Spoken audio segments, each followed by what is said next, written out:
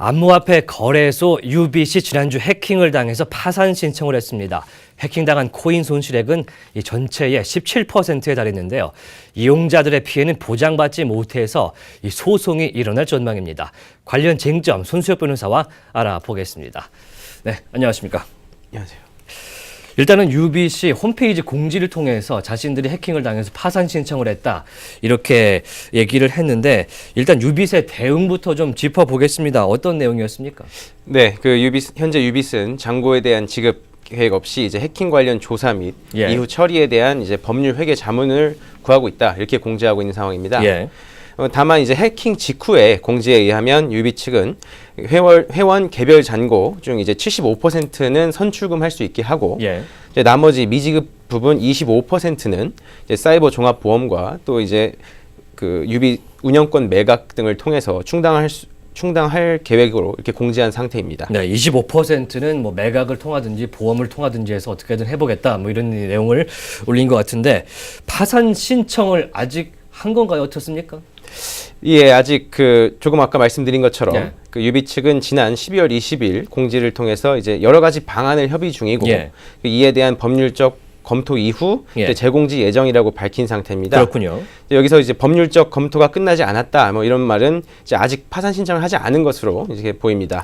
이제 아무래도 이제 현재 시점에서 유빗은 이제 유비 측이 이제 개별 회원 잔고의 25%를 이제 어떤 보존할 의무가 있는지, 또 이제 보존할 의무가 있다 이렇게 봤을 때 이제 이를 알면서도 인수할 이제 제3자가 있는지, 아니면 이제 기존 손해를 보상하면서 동시에 이제 생존할 수 있는 방법이 있는지, 뭐 이런 여러 가지 여부를 이제 면밀히 검토한 다음에 이제 세 가지 여부 어느 것도 여의치 않으면 이제 파산 신청을 할 것으로 이렇게 예상됩니다. 그렇군요. 뭐 뉴스에는 파산을 했다라고 나왔는데 현재까지는 파산을 검토하고 있다.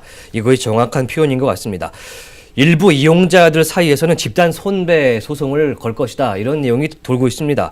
이 유비트의 파산 신청 뭐 이런 소송이 좀 시류하다 이렇게 보십니까? 네, 이제 현재 일부 카페와 피해자 모임 등에서 이제 유비트에 대한 집단 손해배상 청구 준비하고 있다 이렇게 합니다.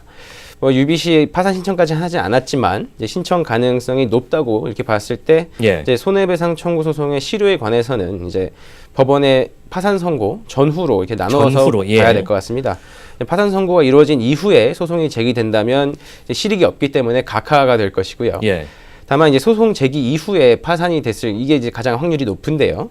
이제 바로 각하되는 것은 아니고 이제 유비 측에 이제 파산 관제인이 선임이 되면 이제 채권자들이 이제 이용자들이죠. 이제 채권 신청을 할 텐데 거기에 대해서 이제 파산 관제인과 이제 의견이 맞는지 뭐 그 여부에 따라 갈릴 것으로 보입니다.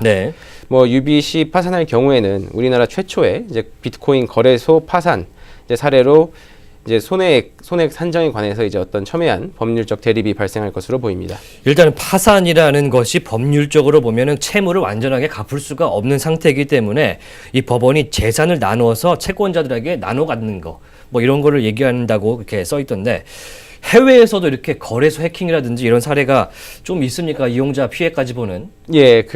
암호화폐 이제 가치가 나날이 높아지면서 해커들의 표적 또한 이제 자연스럽게 이제 암호화폐 거래소로 이제 향하고 있는 것으로 이렇게 보입니다. 뭐 질문하신 것처럼 이제 이미 해외에서는 과거부터 피해 사례가 있었습니다. 따라서 이제 유비시 첫 번째는 아니고요. 이제 요즘 이제 국내에서 거래되지 않는 암호화폐가 있는데 이제 이를 거래하기 위해서 미국이나 중국 등에 기반을 둔 이제 거래소를 이용하시는 뭐 분들이 많을 것으로 보입니다. 이제 홍콩 기반의 이제 비트피넥스 또한 이제 그중 하나인데요. 비트피넥스는 이제 작년 2016년 8월 이제 해킹으로 당시 6,500만 달러, 이제 한화로 약 725억 원 상당의 이제 비트코인을 도난당한 사례가 있습니다. 이제 문제는 이제 거래소 이용자 전체에게 손실을 이제 부담하게 했는데요. 따라서 이제 이용자마다 재산의 36%가 감소했고요. 이것은 이제 비단 이제 암호화폐뿐만 아니고 달러를 갖고 있는 분들도 똑같이 이제 손실을 봤습니다. 당시 이제 큰 논란이 일었고요.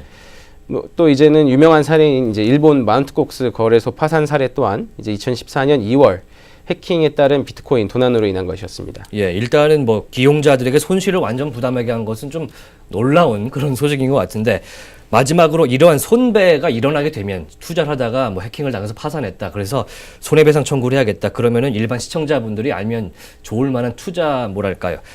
팁 이런 게 있다면 짧게 좀 부탁드리겠습니다. 예, 그 요즘 이제 암호화폐에 대한 관심이 이제 나날이 높아지고 있습니다. 네. 뭐 그러한 관심이 이제 문제가 되는 것은 이제 가격 변동이나 어떤 네. 정부 규제에만 초점이 이제 맞춰져 있다는 것은 어떤 재산의 보호 측면에서는 좀 위험한 면이 없지 예. 않다고 이렇게 봅니다. 그렇죠. 예. 이제 암호화폐 또한 이제 개별 화폐마다 다 다르지만 이제 화폐에 따라서는 이제 수백만 원 이상을 이제 호가하는 이제 재산인 만큼 이제 향후 암호화폐 거래할 때는 이제 거래소 또한 좀 신중히 이제 고려하셔야 될 것으로 판단됩니다. 예. 이제 해당 거래소가 어떤 적정한 보험에 가입돼 있는지, 또 자본금은 뭐 또 충분히 확보하고 있는지, 뭐 손해배상에 대한 약관은 이제 어떻게 규정하고 있는지 등을 좀 검토하시고 예. 좀 안전한 이제 가상화폐 거래를, 암호화폐 거래를 이제 뭐 하셔야 될 시점은 아닌가 이렇게 생각됩니다. 앞서서 제가 뉴스를 할 때 직장인 10명 중 3명이 투자를 하고 80%가 수익을 봤다 이렇게 얘기 나왔는데 확실히 거래소도 이제 고려를 좀 해야겠군요. 예. 네, 말씀 잘 들었습니다. 지금까지 손수혁 변호사와 유비트 거래소 파산 신청 다뤄봤습니다.